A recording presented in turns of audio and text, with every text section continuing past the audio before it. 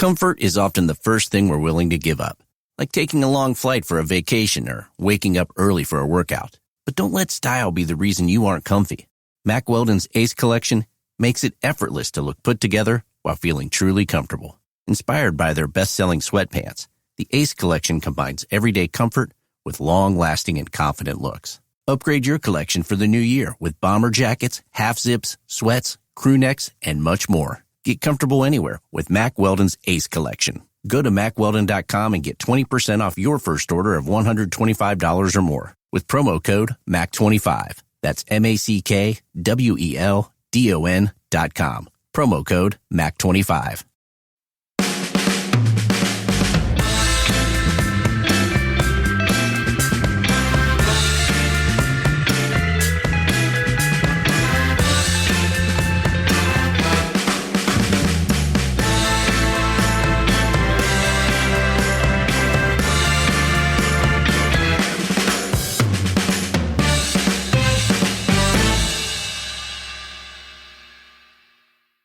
All right, this week I'm with Sam Collins, director of 99, a new documentary on Amazon about 1999 season. How are you doing, sir? Good to meet you. Very well, very well. Thank you for having me on. Lovely to be here. Well, you reached out on Twitter. I'm glad you did. It actually prompted me to go and watch it because I've been so busy I hadn't got around to watching the film. Last time we talked about it on the pod, Wayne had seen it. So I really enjoyed the documentary. It felt like pure fan service. I have to admit there was a bit of a dusty moment in our house when the final moments of the Champions League came around. It's always the case, you know. It's like, I guess it's one of those games in your formative years where really hits hard. But look, tell us about yourself. How do you end up doing this documentary? What's the sort of origin story behind it? And why did you end up directing it? Well, look, first, thanks for having me on. Yeah, I listened to your pod with Wayne talking about it. Where, and I just thought it'd be interesting to sort of have a chat, talk through. We haven't really done much of that, and I'm sort of very aware, I suppose, making a documentary like this, that it's two things. Like, my brief is sort of to make a story that everybody can understand, even if you're not a United fan, but also for the United fans, it's a sort of big responsibility to take something that means so much to all of you guys. And the slight, as I said to Wayne, sent Wayne a message, you're never perhaps going to be able to please everybody, but you hope you get sort of somewhere close enough. But yeah, I was a journalist, documentary filmmaker, now did a film on Gaza a few years ago about his sort of corruption that led to his downfall in the sort of tabloid press in the UK. And I was given a call after that. And my producer, a great guy called Miles Coleman, who is a sort of lifelong United fan, but he sort of would have been, I think, probably about 10 when the treble happened. So this is proper in his childhood. And he said, look, we're making a film on the treble. Are you interested? He's works with a guy, John Batsek and was involved, who did Sir Alex's doc and also Beckham. Studio 99, which is David's company, obviously, and Buzz 16, which is Gary Neville. And you talked a lot about, obviously, brilliant access to the players. And what they wanted, I think, was to find a way to look at a story which I think, obviously, there's a brilliant scale to this story. I think, obviously, coming into it, you have to be realistic that this is a story that's been told a lot of times, in a lot of different ways. And the challenge is to say something new about it and to present it in a slightly different way.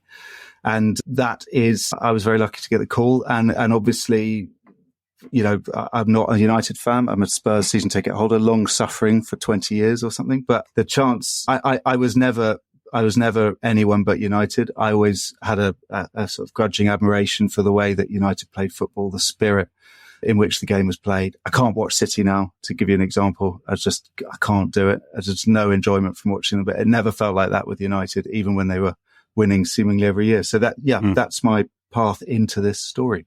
Very good. I think the last filmmaker I had on the pod was a Liverpool fan, and confessed this in the final sentence of our conversation. I was like, oh, well, good job you held that one to the end. And Spurs, my dad's a Spurs fan, by the way, for his sins. If I can get myself on the Football Cliches podcast. Great. Yeah, well, exactly. Yeah, great. Yeah, I mean, one of the interesting kind of conceits around I don't know whether that's the right word, but structure around the documentary is that you sort of pin each episode, there's 3 episodes, pin each episode on each of the finals, but you actually tell some of the backstory and interweave some of the personal stories in that. And I guess that's what you mean by trying to find a way of telling the story in a new fashion rather than just in a pure sort of linear timeline. Well, one of the things that we wanted to do, obviously work with some brilliant editors as well on this, who are really the sort of the real brains behind all of this stuff. But structuring it was obviously going to be a challenge because you have in the second half of that season a lot of very, very big games, all straight on top of each other, one after one after one. Through April and May. You have, the Arsenal, you've got Inter Milan, Arsenal, well, so Inter Milan's March, isn't it? But you've got Inter Milan, Arsenal, Juventus, 2 legs, then the 3 games, the final 10 days. So we needed to find some way to break that up a bit and allow us, again, the aim was always to how can we tell as many of the different personal stories through the series as possible?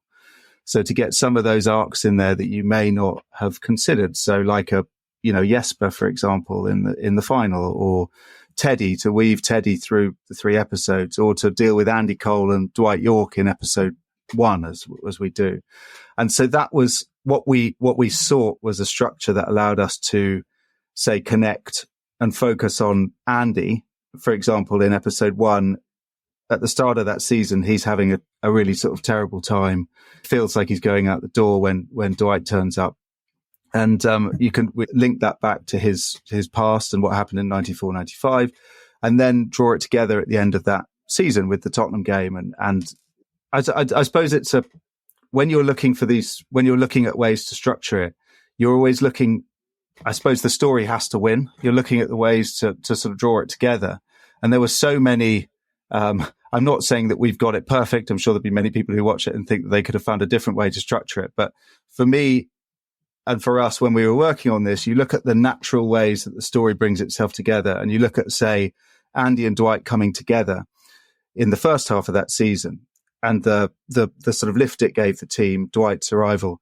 And then you look at, for example, what happened with Dwight and Andy off the pitch in April, and the way that led directly to Andy being out of the team for the Tottenham game, which then is part of illustrating the manager's amazing capacity to manage these guys psychologically, brings them off the bench, he scores the winning goal.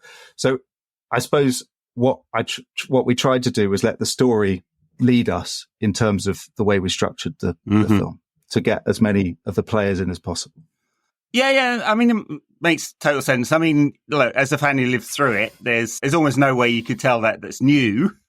But I imagine those who are coming to it for the first time will enjoy the narrative. And for those of us who are there, it's a way of condensing 60-odd games or whatever it was that season into 3 hours, and a few of the key storylines, and just beyond just the football, right? Because you can go watch highlights on YouTube or whatever. So how do you end up bringing some of the fan cam, if that's the right word, the fan footage into it? Because there's a few moments in there that have been recorded from the stands. And of course, we're kind of used to that now because everyone's got a phone, but that wasn't true in 99. No, actually, it's one of my great frustrations is that we didn't get more, really, because there must have been so many fans milling around the cliff and some training sessions and various things, but we just put out as many appeals as we could. And, I think we got a lot more around Barcelona. There's some wonderful footage from the team hotel just before the day before the game. And you zoom up and you see a topless Fergie on his balcony watching the players playing cards. It's amazing. And obviously some really wonderful footage from the match itself. And the great shame is that you can never use all of it because you have to boil it down. Yeah. We also have to be a little bit careful about how much we use in case of UEFA come charging after us. But we were very lucky. We got a lot of help from a lot of the sort of fan sites for that, which we're very grateful for. The whole thing is a sort of complicated balance that you're trying to strike between condensing without losing. I mean, I was looking at I don't know if you cut out when you were saying on that question, but what I was going to say was the sort of, in that thing, you're trying to find a way to bring the story for neutrals, but also to reflect the United fan base. But you can't say you look at that first episode, we have to make a decision about, say, Peter Schmeichel. We know Peter Schmeichel retires, tells people that he's retiring, or tells Ferguson and Edwards that he's retiring before the start of that season. But dramatically, you make a decision to use that to break that, I suppose, for the audience in November when it happened, when the public understood it. Similarly, you look at one of the great shames, sort of actually in narratively, is that we just couldn't cope. The story couldn't cope with really understanding how much more Ferguson was having to deal with behind the scenes, which was the way that his relationship with Brian Kidd was deteriorating as well over the first half of that season. And it's funny that you see, so people don't, it really does make you understand the age of Twitter that we live in, or social media, that people really had no idea Ferguson retired, but it was actually written in his own book. Yeah. Back in the 90s, or I can't remember when that book would have come out straight after the treble season, I think. You're always having to consider the balance of the story versus the rock solid detail of the story, if that makes any sense. Yeah.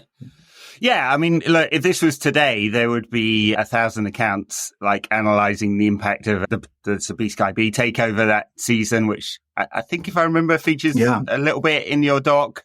But that was a big thing. We were all following that really closely, and a lot of fans were very much against that, and were working behind the scenes to lobby the government. I know a bunch of those people lobby the government to try and get that blocked. And I think we'd be all like analysing a season in the context of that and Kids and McLaren coming in. And of course, you can't, like, they're all documentary on their own, aren't they? So impossible to do all the details. Yeah, well, I think you get the balance right, though. The things that are really important. And one of the things in the Beckham doc, which I also thoroughly enjoyed, being a pure fan service again, was that they kind of messed with the story a little bit, because they presented it as like David having this awful time until the Inter Milan game where he sets up the 2 goals. And I know that wasn't true at Old Trafford because I was there. But this one, I didn't come out feeling, oh yeah, they've messed with the narrative so much it doesn't feel like reality. It still feels real, even though you can only sample little bits of the stories that were going along. I think it's always a challenge. Like I can't speak for the decisions that were made in the Beckham doc about, in terms of the way that you arch. There's always a line, I think, in documentary, especially when you're making something which is supposed to be a piece of entertainment. There's always a line which you try to stay on the right side of, so you're not bending things. I hope that we've found that balance in this. That I can't, as I say, I think of something like the Schmeichel. We did actually have to lose the Sky takeover. So Andy Walsh was a big part of the Sky takeover, but we had to make a decision to just lose that from the story because, again, it didn't involve the players. None of them really had an opinion on it. And ultimately this came back to being a story about the guys on the pitch. And while it was an issue for Ferguson, it wasn't a driver for the players. So you were always, I think that is something that we were very, very conscious of, is that thing when you take a decision, right, we're going to say, look at Schmeichel at this point, retiring, and not give the full context. Sometimes you have to do that, but you try to remain as faithful to the essence of the story as you can. Tell me a little bit about some of the personalities that you drew from. Obviously, Class of '92, but the Nevilles, Giggs, Scholes, Beckham, and then Jochen Kohl and Sheringham, and then Schmeichel and Blomqvist. And Blomqvist is an interesting one because he's not part of the sort of senior gang in a way. But some of those interviews, talking heads, are kind of obvious, and some maybe less so. I don't know, but I guess to do with the stories you wanted to tell. Yeah, I have to say they were all actually really brilliant to talk to. Again, you never know. I think it's, look, you do this for a thing with the whole time. You have people on and you have to build a relationship very quickly to try and understand their story and to bring it through. And I was really, I suppose, that's what I'm most pleased with, really, I think, with the documentary, is seeing how, when you see it in their eyes, you can see that they're really in the moment of those stories. And they're all, very, very different people, I think. You've got a real range. I didn't really understand quite how significant Dwight Yorke was for that dressing room until we met him in person. and you feel how completely different he is to everybody else, and the attitude and the atmosphere when he's in the room is infectious. And it sounds just a cliche, but it really is true. We did his interview at I think we finished at about midnight, having done 3 other interviews that day. And it was still, everybody was wired and on such a high because he just has there's something about the look in his eyes when he's talking about it that really, and that's actually one of my favorite moments in the documentary, is after all the joy that he's brought in the first 2 episodes, seeing how spooked his eyes are in Barcelona in that first half as everything's going wrong. You can just feel him draw back. And he's obviously a very, very different personality to Andy, but Andy was really spoke so beautifully. Again, you only end up using a fraction of the interview, but he spoke so powerfully about all the challenges that he had at United and coming back from the double leg break and the sort of experiences he'd had growing up with his father, etc., and the parallels with Ferguson. Peter Schmeichel, again, incredibly erudite guy and very different to, I suppose, with the class of 92. I'm sure we'll come on to that more in a minute. The class of 92, they have a similar vantage point on the manager in terms of that they'd come in and I suppose you could sort of say that they really had drunk the Kool-Aid. Yeah. They were part of the Ferguson cult, and they really, you could tell that they are almost his children on some level. Whereas I think Schmeichel had been there and he'd seen the nerves in 91, 92.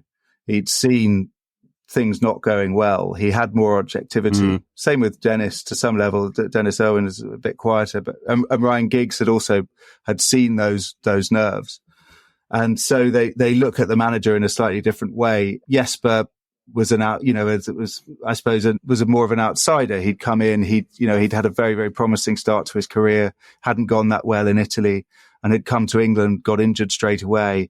And he was, again, you study these guys as much as you can in terms of what they've put into the public domain, and then try to understand them as best you can in the interview and get a sense of what, he spoke so honestly about what it's like to play in a match of that scale, and for it not to go well and the impact on you. And as it happens, he really is the key to that whole 3rd episode, his experience, because then it leads you into an examination of if the whole series really is structured to look at Ferguson's inner belief and the way that he conveys that to the players. And then the 3rd episode is an examination of what happens when it goes wrong. And Jesper and the selection and the trust in him, and then his failure to deal with that pressure is really the key to the whole series, I think. Yeah, he's incredibly honest, I think, and it's partly sort of Jesper's personality, I guess, a kind of Nordic thing as well. And yeah, it's sometimes players don't like to be sort of introspective like that. Actually, I found very few over the years. I've interviewed a few, but it's like, yeah, they don't tend to do that. And especially these days when they're so highly media trained, they almost say nothing that's not like, almost feels like it's scripted sometimes. So, and I thought that was refreshing, actually. And Cole, you mentioned, I mean, obviously he's had incredible challenges, both as a player, but afterwards as well with the liver transplant and stuff like that. I wonder if that gives him another perspective on life and these big moments. Maybe. I mean, I think you get the sense with Andy that obviously he must feel he's obviously had a hell of a time with the media over the years as well. Yeah, I think that the difficulty is with Jesper, listening to him speaking in podcasts that he'd done and interviews that he'd given. I felt you could feel that this was playing on his mind, that this was that he knew what happened, and he wanted to some level to talk about it. I think you definitely feel the responsibility that when you strip away, if you think about it.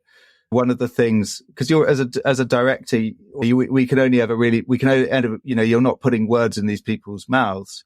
You're leading, you're listening to them and then recording what they say. I mean, say, for example, with that final, we are just breaking down what everybody said. What we're doing is just removing the qualifications, and presenting it in its bluntest form. Look, this is Dennis thought he got the team wrong. Peter thought he got the team wrong. Gary thought the team wasn't working. et cetera, et cetera, et cetera. You know, and Jesper, I suppose that this probably, you know, I remember that's one of the things I felt most nervous about our premiere with Jesper sitting a few seats away, was him watching for the first time, probably his words with the couching taken away from it, with the sort of the frippery that we filter conversations with removed, and just seeing that set up against the commentator saying Blomqvist's having a nightmare, and having to watch that. And he was very generous after it, the way he talked about it. But also I would say that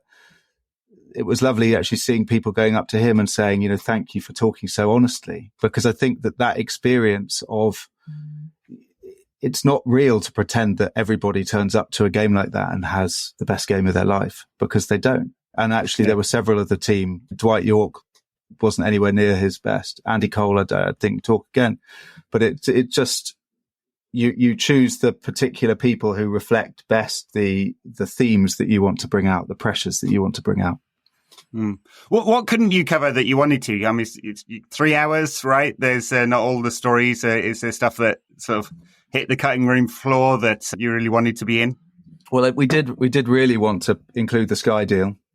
As I said, the politics of Ferguson and Kidd really wanted to get in, because I think that's, again, it's so human. That was sort of the challenge, I think, with this, was really to humanize the manager as much as we could, and to illustrate his strength by understanding the challenges he was up against. And I think to have a long-term relationship like that, really turning sour, and the power struggles behind the scenes. But it's complicated. You just, you just can't use everything. There were some people, Ned Kelly we spoke to. I don't know if you remember him, the old security guard. You know, he had some brilliant colour. I bet he did. He did, definitely. And I should have done more prep for this, Ed, and tried to remember more stuff. But no, there's so many bits and bobs that you end up losing. Like, again, sort of some of the other stuff in their European journey, like the fact that I had one of the things actually that really wanted to feature was initially we had it structured that Ferguson had his two mentors. So it wasn't just Busby, but Jock Stein was his personal mentor. Right. And I don't know if you remember this, I'm sure you'll remember that obviously Jock Stein was the first manager to win the British manager to win the European Cup. And he had been with Ferguson for when Aberdeen won the Cup Winners' Cup. And we knew we were never going to go into the sort of the Aberdeen of it all and all that sort of stuff. But it did feel very relevant that in terms of the manager considering his own, where he was going, his own mortality, the future, the fact that he had been on the touchline when Steen died sort of tragically in 86 or whatever it was. Mm-hmm. And that was something we really wanted to bring, that element, you know, that sense of what's the sort of, what's it all for? One of the things where we started with this was what was at stake in that 89 minutes when it's 1-0 to Bayern Munich. What are the narratives that are going to be entrenched if that game finishes like it does? And I suppose that I never quite bought the idea. I always felt that when the quotes came with sort of that the manager saying that I was only thinking of the players and what I'd say to the players and all of this type of stuff, I always felt slightly like that old thing that he never read the newspapers. Yeah, I always sort of felt it was trying to imagine what really must have been somewhere in there, in that build up to making that final sort of change. Yeah. What's it all for? Because at that stage because Steen had died I can't remember what he was in his early 60s. So I think there was still a thought at that stage in Ferguson's mind that he was going to retire at 60. Mm-hmm. Because obviously he did then try. So it's sort of lots of these elements. But again, unless you can really find as it happened, no one could speak to Jock Stein in a way that was satisfying. Yeah. And so we had to lose it because unless we got the manager to talk about it, but we only got the manager with 3 weeks to go for half an hour. So it was that was a challenge in itself. So you have to work with what you have. I think you captured nicely the thing that Ferguson did even more later in his career, but actually you capture some of this in the film where he is the club and the club is him. And he talks about, you've cost me this. I think he's talking about Nicky Butt, or Nicky Butt relates a story that Ferguson said, you've cost me the European Cup. And he did this a lot later in his career where you couldn't quite tell what he was talking about, whether it's the team or him or the club. They were all one and the same because he's such a patriarch, right? And such a father figure over the entire club. And has total control. And he says that in his interviews a lot, doesn't he? The thing that's most important is control. And he's probably the last great manager that ever had that control, because now it's all football committees and directors of football and scouting departments, and it's all compartmentalized. But yeah, I mean, I guess that's a real theme you wanted to bring out. 100%. That's what, again, comes back to the kid of it, or the Edwards of it. That was all what was going on at the start of that season, was a battle for control, wasn't it, really? Mm-hmm. And you had those complications. I mean, the complications in terms of, for somebody who is so, trying to choose the right way of putting it. But it's clear that what we were always trying to avoid using all the cliche words like hairdryer and all of that sense. I mean, we probably did it a bit too much in terms of the sort of the siege mentality, all of that type of stuff. But you're basically trying to show, not tell, as much as anything. And the manager, I feel like broadly it's a very, even though possibly the way we depict the sort of pressure he was under in the final and the way he reacted to that, I feel like overall it's a very positive depiction of his time in charge. But what you're also trying to do is illustrate some of these other sort of complexities in his personality as well, just with little elements. So whether it's the discussion with Motson, or whether it's that complicated relationship that the cast of 92 have, where they are both feel like he's their father, but yet one mistake and that's them done. They're over. So there's clearly a sort of fear in there as well. And yes, that really obviously comes through in terms of that story that's brutal, the Nicky Butt Monaco, I'm out the European Cup because of you. Mm-hmm. And there's always that question, isn't it? Is what is ultimately all this about? Is it about the club? Is it about, that's sort of that question again, what's happening in Barcelona?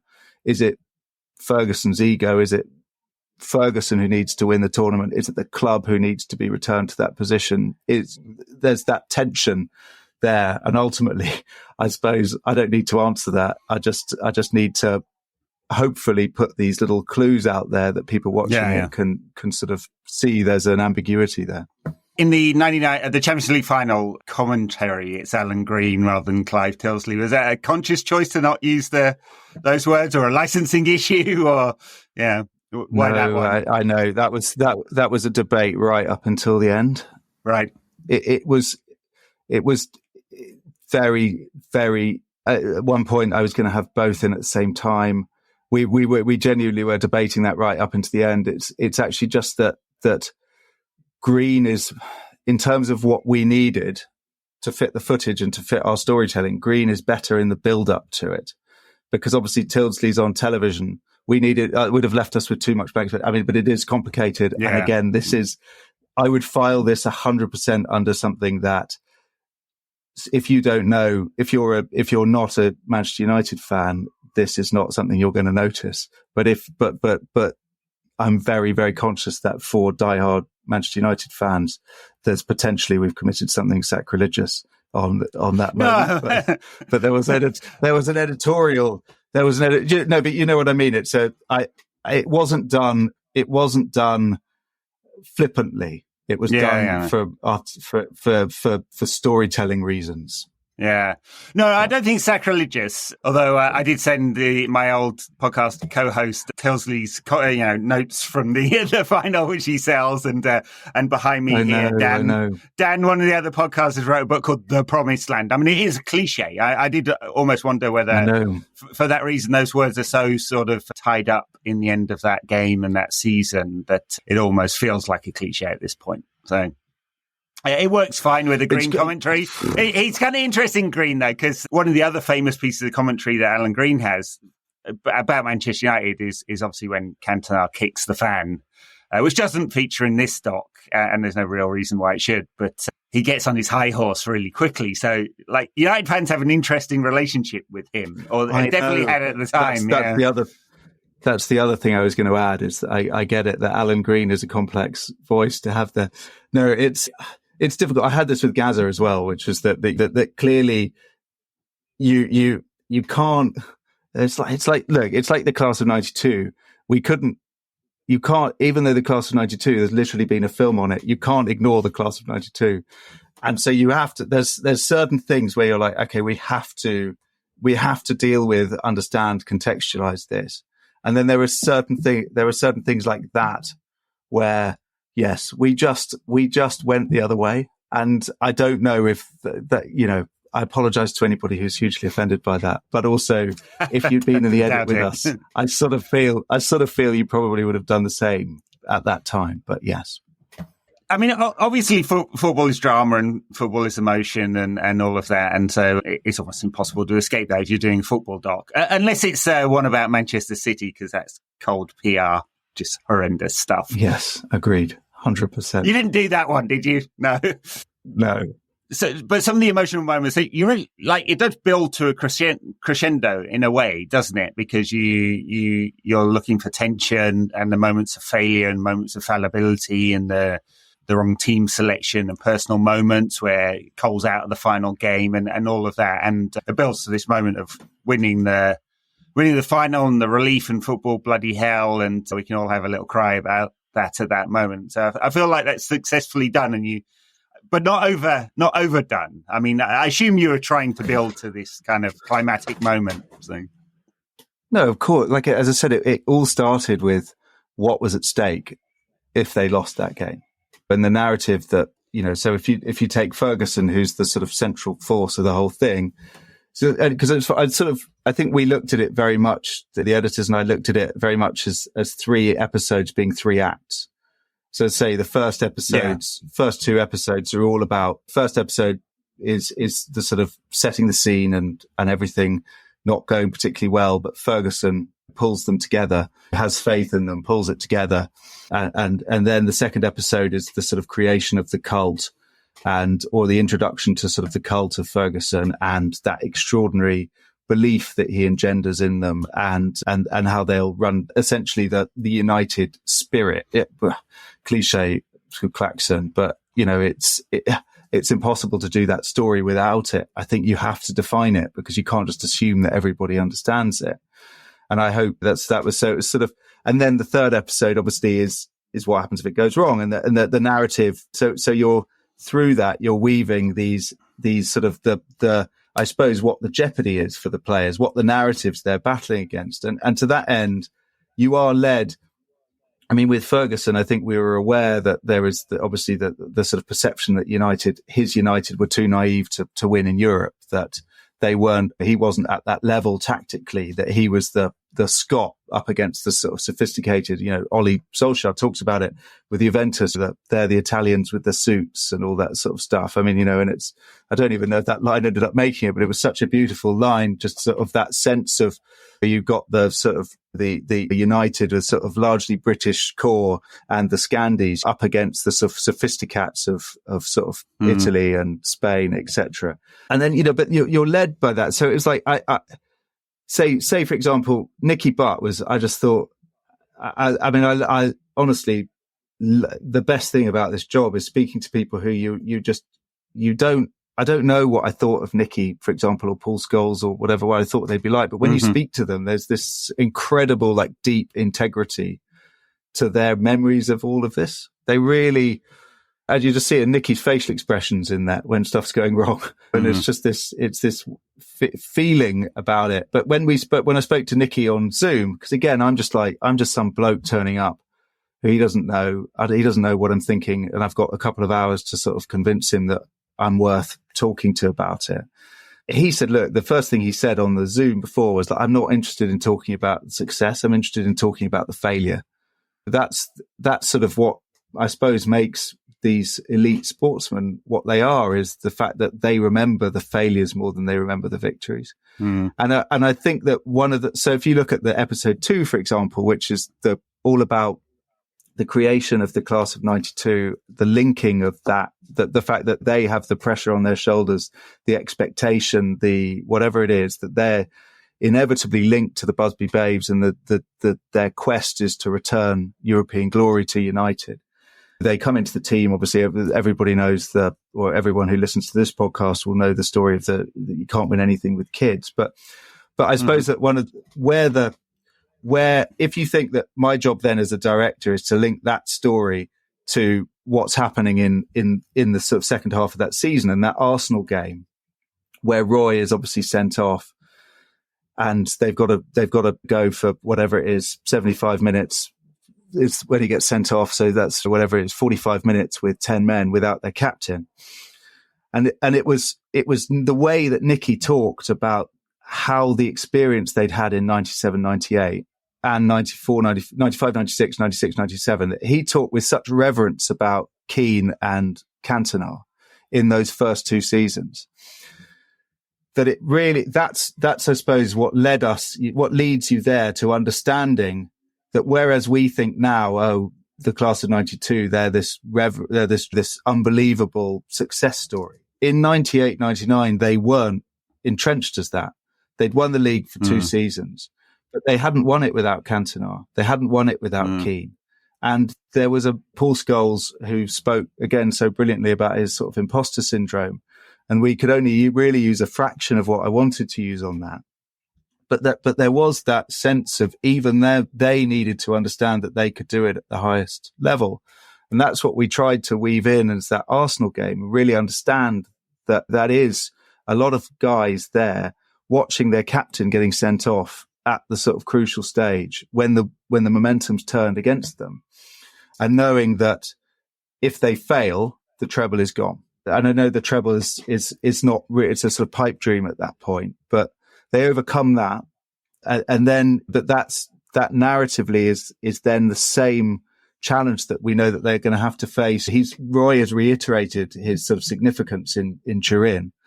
And then, you have that feeling that they know that they've got to go and do it without this guy, this totem in Barcelona. And so it's sort of, hopefully then you're understanding what's at stake for all of them as well. So again, I'm waffling a bit here, but it's trying, you're being led all the time by what these guys are talking about. They give you these little breadcrumbs in their conversation that you have to then try and pick up and lead and sort of see, okay, Nicky felt that.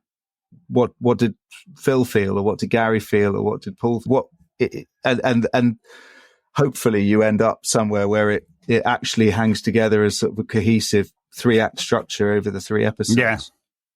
Yeah. The storylines about United's failure in Europe before, I mean, I was there throughout that time, and it did very much feel like we were the inferior football species, the English clubs. And although United had won in 91, if you go back and watch those games, it feels like a different sport.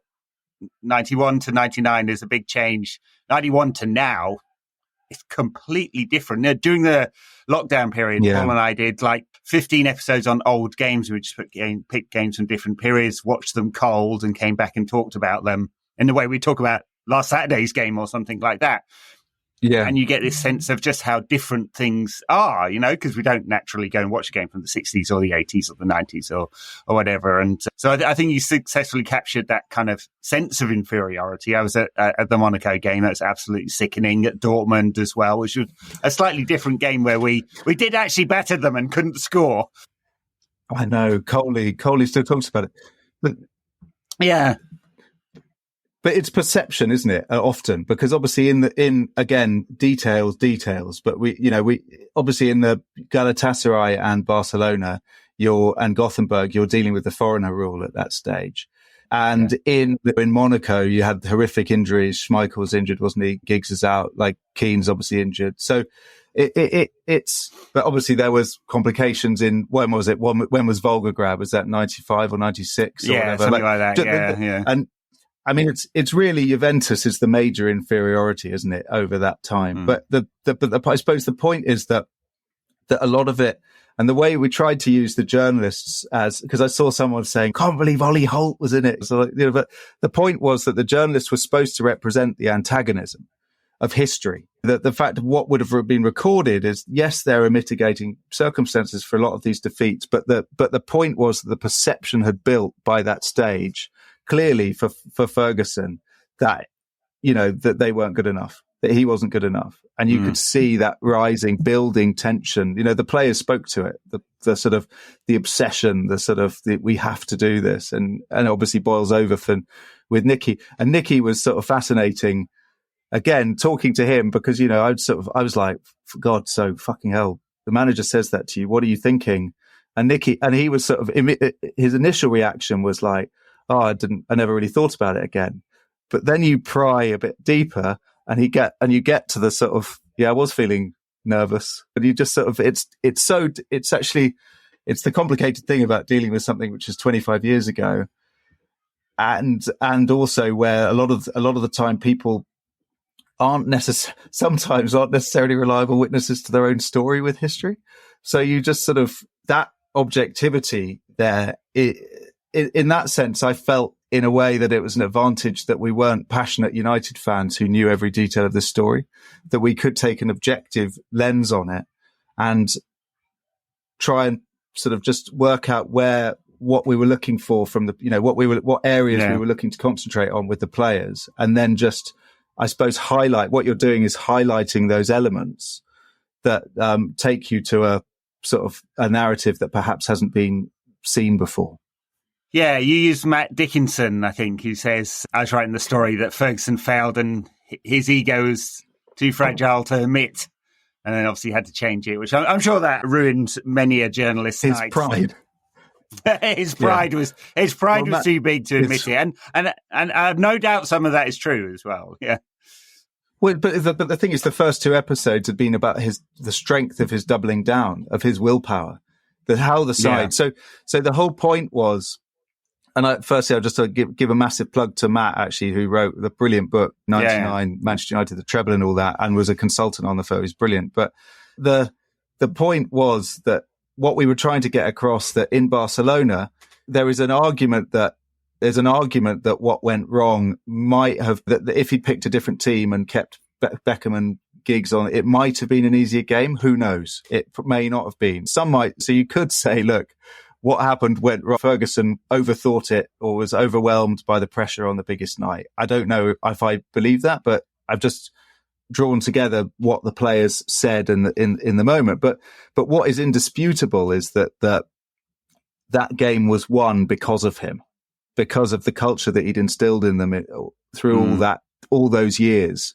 through that belief and that extraordinary, I don't know, that force. Is if ever a group of players created their own destiny, it was that team, and so that's what we wanted. It was that sense of ambiguity, where basically the point is that his greatest strength was also on that day potentially his biggest weakness, his self-belief. Yeah, I think that's fair. Yeah. You have Solskjaer there talking, and it's interesting some of the echoes with Solskjaer, because obviously he was much derided in the media and by fans, because we have social media these days, during his stint as United manager. But in the middle season, he went on this amazing run of away victories and 20-something games without being defeated. And tons of them were games in which United came from behind to win. And although he's a completely different personality, Ollie, I wonder whether he's just a bit more steely and hadn't done some of that Ferguson will to win, hadn't just rubbed off on him too. I don't know. I'm speculating there, but I feel like that may well be true. So, but I totally. But I mean, you wonder. It's sort of fascinating to think how, because Ollie's so decent, isn't he? Like there's just this decency running through him, and it's extraordinary to wonder how Ferguson would cope with management in this age, given that so much of his management technique was about managing of the press. And God, you're talking about somebody who controlling, not just controlling the club, controlling the narrative. Because, that obviously what you can't. I mean, so again, Phil Neville talking about in the final that was sort of the first time that he'd ever really lost belief, and you sort of understand that's where the siege mentality comes in, isn't it? Because he cannot have any of these narratives that the press are putting forward about his fallibility taking hold of any of the players. The moment he does, he's done. But equally, would he have been able in this day and age to intimidate the press in the way that thing? And I don't know. Ole, God knows what. You always wonder what would have happened if Ronaldo hadn't turned up as well for Ole, wouldn't you? But I mean, I think it'd been a lot better. Another story entirely. I think Ferguson would have. I mean, he's a chameleon, isn't he? And he changed so much over the years, and you wonder, given the inherent skills he's got, whether he would have been able to adapt. I'm sure he would have. Different style of player, and he did in his later years as well. Much richer. There's enough fuck you money there that I think the players are different these days, and of course the media is. There's no one thing that's the media, and I'm like the barrier to entry is quite low. Obviously not for like proper filmmaking, but for a talking head like me who's done 15 years of 100% proper filmmaking. I don't know about proper anyway, but no, sorry, go on. No. I mean, it's just that he would have had to deal with more narratives. He'd have had to deal with people with 1 million followers on Twitter who draw lines on the pitch and would dissect his tactics each week. And it would have been impossible for him to control that narrative in the way that he did at the time. Yeah, 100%. I mean, I've seen a lot of that in reaction on this, comparing Schmeichel to Onana. And it's in terms of the sort of troubles that Schmeichel went through in the first half of that season. And I mean, God, but then it comes down, doesn't it, to that thing that they all talk about, which is the trust he had in them. Because that's interesting in terms of the recent narrative, Klopp talking about the fact that, you know, that Sancho perhaps didn't, I don't know if he was talking specifically about Sancho, but that's the line that's being drawn, isn't it? In terms of that whatever is going on, that the players have to feel that trust from the manager. And that was one of the things that I sort of not quite sure that I got to the bottom of with Schmeichel and Ferguson. And I wondered if it was a pride thing there, is why it took Ferguson so long to tell Schmeichel that he trusted him in that first half of the season. Right. Why it took him so long to give him that, because obviously he gives him the rest as well, doesn't he, in January or whatever it is. And there had been the history between them going back, wasn't it, to the 3-3 against Liverpool in 94 or whatever it was, when Schmeichel pulled him out in the dressing room and he told him he was going to get rid of him. But I could never understand. That's probably one of the questions that I haven't had answered for me, is why it's so obvious looking back that Schmeichel's going through a really, really tough time. And yet it takes Ferguson until December to do anything about it. And I wondered whether that was because of how much was going on behind the scenes, or whether that was just about the strength of Peter, that maybe you don't notice it at the time, or what it was. But it's a difficult job, isn't it? Really, managing all of that. Yeah. Most books on football these days are not just, they feel filtered. And so many of them are just like narratives. They're like just a linear narrative. I did this and we did that and we did blah, blah, blah, blah. Right. And they don't get to the bottom of things. And the few that are not, and usually not their autobiographies, occasionally Roy Keane's is very good for honesty. And obviously he got himself a very lengthy ban for the amount of honesty he had about exactly what he was going to do to Alfie Inge Haaland. Well, exactly. But it's hard to get to those stories, of course. And sometimes offline, players have told interesting stories. I mean, I think I've said on this podcast before, I had a interview with Brian Robson a few years back that turned into a drinking session, and that was interesting. But yeah, players don't give all the story. They are guarded, and I wonder whether even a generation later from the 99 fellas, and you said sometimes that you had to get them to warm up. Like nowadays, they're so like carefully guarded about their story and the perception of them, because there are so many points of potential conflict. You look at Marcus Rashford's statement when he said he was taking the summer off from Twitter, and he alluded to just how much negativity there is around him and how little support, right? And that he's not talking about the media there. He's talking about fans on social media. Yeah. who are very, very pointed. And the 99 crew didn't have that. It was Ferguson and them versus the outside world. But that outside world was actually quite small, really. It's like 30 guys on flesh. Yeah. Definitely. And no, it's interesting what you say about the stories. I mean, you have to be really, I was always complicated, setting out to interview. We had, because you remember with this, it's an ensemble cast as well. You've got, however many people we've got. We had 1 3-hour interview basically with everybody and then a few pickups.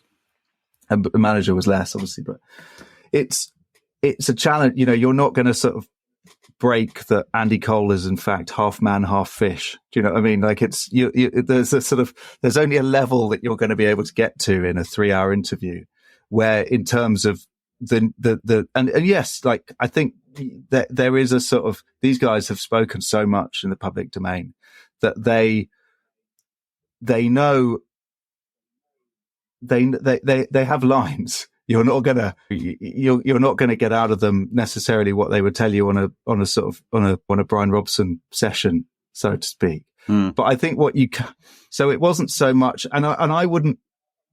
You're not trying to, as an interviewer, you're not trying to trick people into divulging those things. But I suppose what it is the way I'd sort of think about it is it's a bit like a scratch card. Someone's brain is like a massive scratch card. And you know that you've got all the bits of the scratch card that have been scratched 1 million times and everybody knows what they are.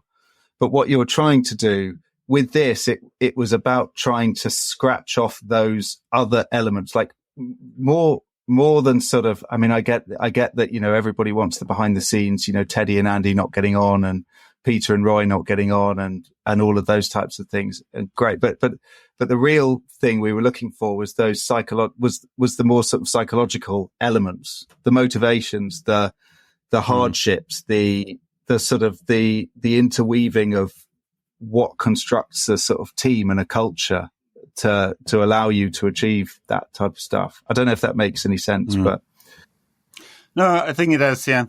And also people's sort of personal arcs.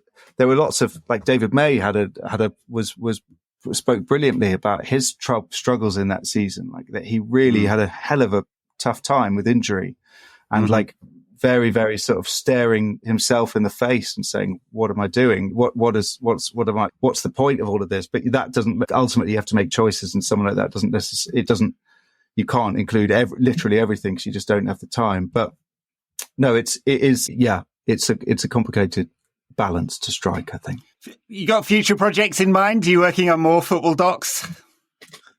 I don't know about football, but no, talking about a few things, whether it's football or whether it's sport. I mean, again, you try to, I think my first film was actually about cricket, about corruption in cricket, match fixing, sort of general takeover of the game by the richest 3 countries. My second one was about sort of celebrity culture through the destruction of Paul Gascoigne. This is a footballing story, but I think it's sort of as much a story about a group of people trying to become immortal, knowing that if they fail, that will haunt them forever. So you're looking, I suppose what I'm saying here is sport is a great location for stories, but you hope to bring out themes that are universal rather than just limit you to making football docs or sports docs. You want to go where the good story is, basically.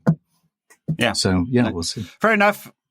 Well, Sam, thank you very much for joining us for this hour. Look, I've thoroughly enjoyed it. I'm sure 95% of people who are listening to the pod have seen it already, but I will probably be watching it again. Yeah, congrats on that. And thanks so much. Good luck with your future projects. Thank you. Really appreciate that.